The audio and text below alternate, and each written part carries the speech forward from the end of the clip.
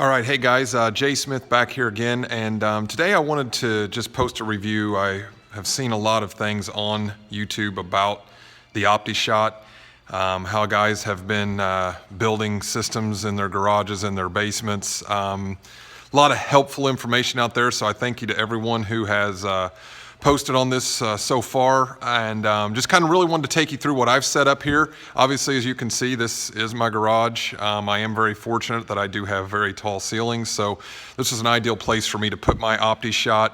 I've made it so that I can take this up when I want. It is middle of summer right now, so we're not using it all that often. I currently don't have an air conditioner in my garage, so as you can imagine, it gets kind of hot. One tip, get better light shades than I've got. As you can see, I've got these brown shades. They still do let a lot of light in. As far as lighting, I've done everything. I experimented with putting lights directly over the unit itself. I've experimented with no light. I've experimented with little LED lights over here on the side. These are actually the lights that I had put directly over the unit itself. Basically what I found that worked the best for me, I have LEDs in my garage.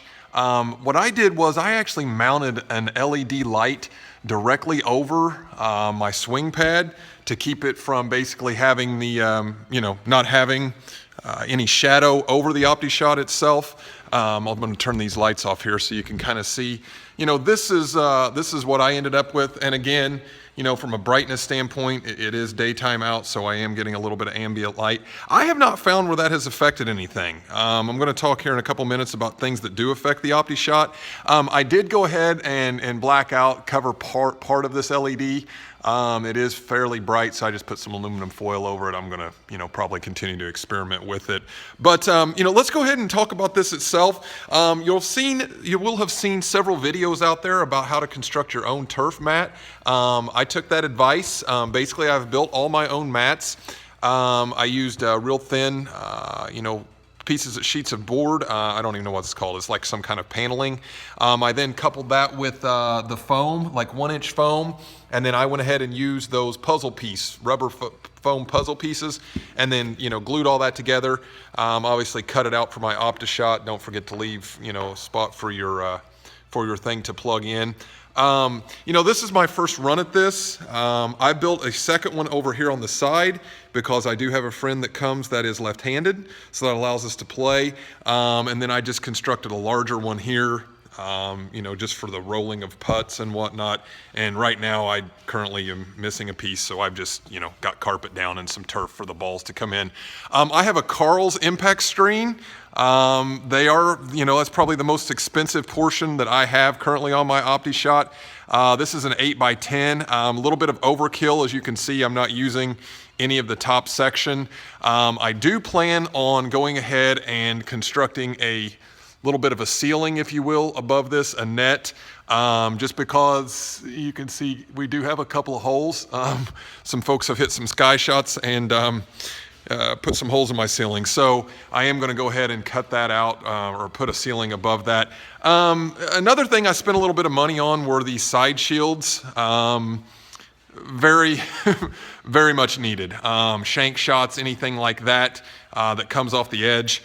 These are net return. I got these off the net return. I filled these little things, these little bags they give you with basically rocks. Allows them to obviously move them and have them however you want. Again, really nice for storage. I can fold all this up, kind of get it out of the way as needed. Now let's talk about the OptiShot itself. I love the unit, as far as a golf review or a review of this software, this system.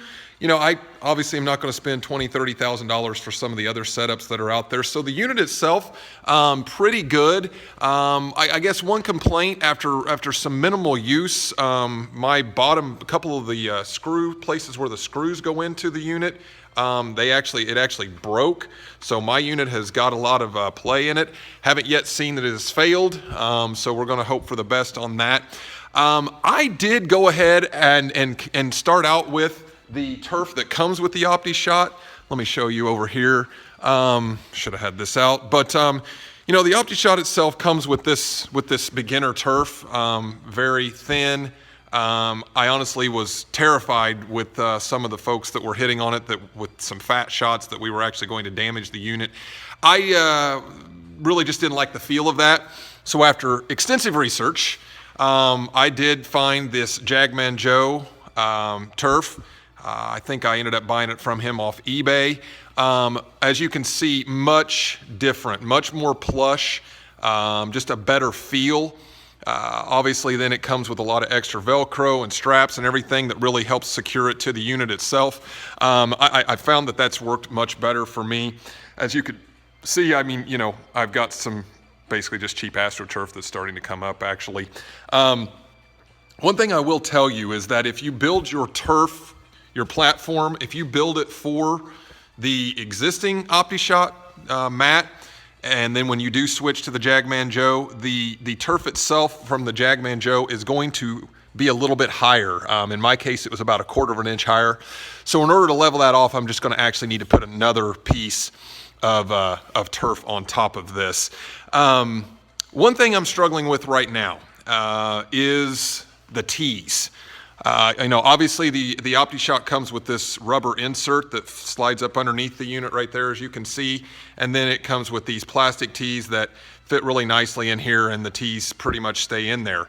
My problem is that I'm not able to do that with the Jagman Joe system as it is now.